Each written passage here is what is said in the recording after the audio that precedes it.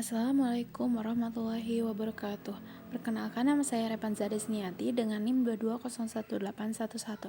Di sini saya akan menjelaskan RPP, Teori Dasar Listrik dan Elektronika, Teknik Otomasi Industri, kelas 3 semester 3 SMK Negeri 1 Cirebon. Yang pertama ada target peserta didik. Peserta didik yang mampu mengikuti proses pembelajaran dengan baik serta tidak mengalami hambatan dalam memahami materi yang disampaikan. Yang kedua adalah model pembelajaran, discovery learning dan project based learning. Metode pembelajaran yang pertama ada diskusi, observasi, dan penugasan. Dan yang ketiga ada materi dan sarana pembelajaran, sumber pembelajaran, modul, internet, buku paket, dan lainnya. Bahan pembelajaran ada sejarah penemu listrik, teori atom sebagai dasar kelistrikan, elemen-elemen listrik. Yang ketiga ada materi penulisan, modul, buku paket, dan handout. Yang keempat ada media pembelajaran, buku, video pembelajaran, dan internet. Selanjutnya ada komponen inti, tujuan pembelajaran. Nah, elemennya ada capaian pembelajaran, sistem kontrol elektromekanik yang pada akhir PSF peserta didik mampu memahami dan menjelaskan sejarah penemu listrik, teori atom sebagai dasar kelistrikan, serta elemen-elemen listrik yang digunakan dalam sistem kelistrikan sederhana. Nah, yang kedua ada tujuan pembelajarannya, memahami sejarah dan perkembangan ilmu listrik dari masa ke masa, menjelaskan teori atom sebagai dasar terjadinya gejala listrik, mengidentifikasi elemen-elemen listrik sebagai fungsinya dalam rangkaian sederhana. Yang ketiga ada kriteria pencapaian tujuan pembelajaran. Yang pertama ada peserta didik mampu menjelaskan tokoh-tokoh penemu listrik dan perannya dalam perkembangan kelistrikan. Yang kedua ada peserta didik mampu mengembangkan model atom dan menjelaskan hubungan teori atom dengan konsep arus listrik. Yang ketiga ada peserta didik mampu mengidentifikasikan dan menjelaskan elemen-elemen listrik seperti sumber, tegangan, penghantar, dan beban listrik. Selanjutnya ada peserta didik mampu menjelaskan perbedaan antara arus listrik, tegangan, dan hambatan secara konseptual. Yang kelima ada peserta didik mampu menyebutkan jenis-jenis elemen listrik beserta karakteristiknya, baterai, aki, sel volta, dan lain-lain. Yang keenam peserta didik mampu membuat skema sederhana rangkaian listrik dengan perhatikan elemen-elemen yang terlibat. Yang ketujuh ada peserta didik mampu menjelaskan peran teori atom dalam proses terjadinya arus listrik pada konduktor. Yang kedelapan ada peserta didik mampu menganalisis dan menyimpulkan manfaat memahami dasar-dasar listrik dan elektronika dalam kehidupan sehari-hari dan dunia kerja. Oke, selanjutnya di sini ada pemahaman bermakna yang merujuk pada peserta didik mampu memahami sejarah perkembangan listrik, teori atom sebagai dasar terjadinya arus listrik, serta elemen-elemen listrik yang terjadi dasar dalam sistem kelistrikan. Pemahaman ini akan berguna sebagai landasan bagi peserta didik dalam mempelajari instalasi dan sistem kelistrikan di dunia industri. Nah, selanjutnya di sini terdapat beberapa pertanyaan. Yang pertama, pertanyaannya, apakah kalian tahu siapa penemu listrik dan bagaimana proses awal ditemukan listrik? Yang kedua ada mengapa teori atom penting dalam memahami bagaimana arus listrik dapat mengalir dalam satu rangkaian. Yang ketiga, apa yang dimaksud dengan elemen listrik dan bagaimana elemen-elemen tersebut dapat menghasilkan listrik. Nah, pertanyaan ini bisa diisi oleh siswa-siswi dan nanti akan mendapatkan nilai. Nah, yang keempat ada persiapan pembelajaran. Yang pertama ada menyiapkan perangkat pembelajaran seperti laptop dan proyektor serta menyediakan visual berupa gambar atom, ilustrasi penemu listrik, dan contoh elemen listrik.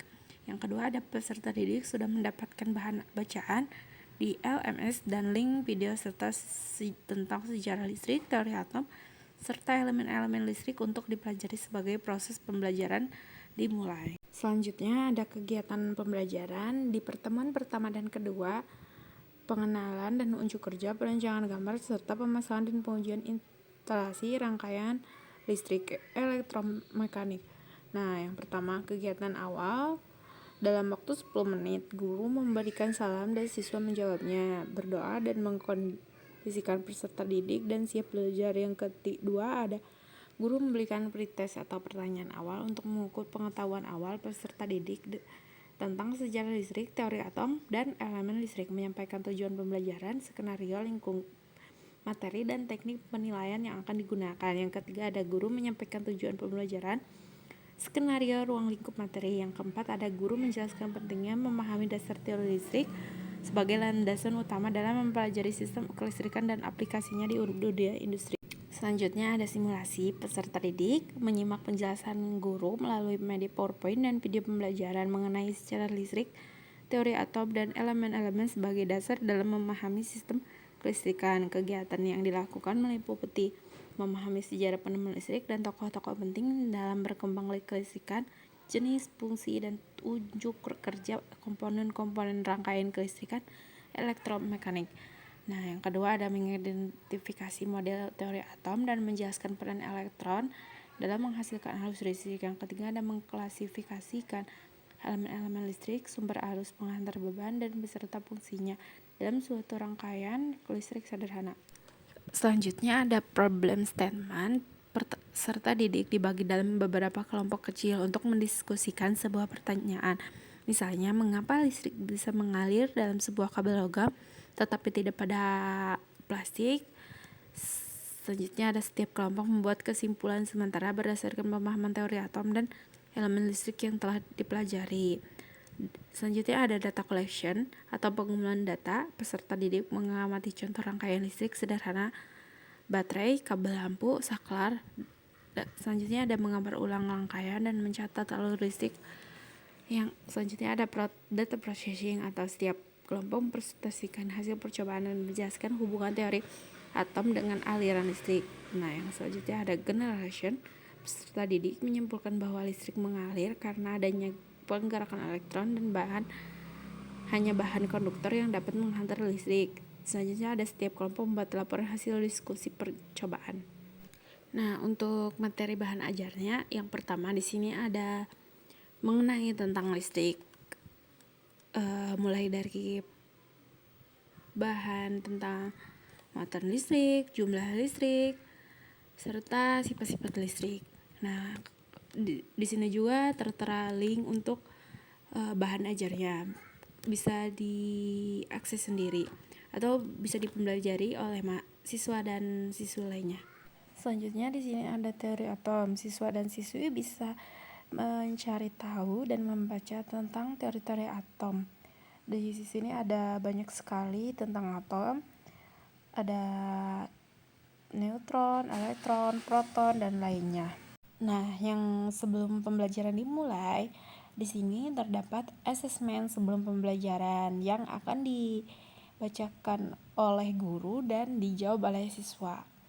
Nah, tanya jawab pertama, soalnya Anda jelaskan yang Anda ketahui tentang sejarah penemu listrik dan siapa saja tokoh yang terlibat dalam penemu listrik. Yang kedua, ada apa yang Anda ketahui tentang teori atom dan bagaimana hubungan teori atom dengan konsep kelistrikan. Yang ketiga, ada sebutkan dan jelaskan apa saja yang termasuk dalam elemen listrik beserta fungsinya dalam rangkaian listrik. Nah, selanjutnya di sini ada asesmen proses pembelajaran. Nah, dari pertanyaan tadi bisa diisi di sini siapa saja siswa dan siswi yang menjawab pertanyaan tadi. Di sini ada lembar kerja peserta didik atau LKPD. Nah, di sini ada nama siswa, aspek penilaian, jumlah skor, dan nilai jumlah skor dikali 4. Nah, selanjutnya di bagian akhir penutup dari RPP ini yang berkisaran waktu 20 menit. Yang pertama ada guru bersama peserta didik melakukan review dan refleksi terkait kegiatan pembelajaran yang telah dilakukan, mulai dari penyampaian materi, sejarah penemu listrik, teori atom, hingga percobaan elemen listrik sederhana. Yang kedua ada guru menyampaikan informasi kegiatan belajar selanjutnya. Yang ketiga dan yang terakhir ditutup dengan doa bersama. Sekian dan terima kasih. Mohon maaf apabila ada kesalahan dalam menyusun RPP tentang materi ini. Wassalamualaikum warahmatullahi wabarakatuh.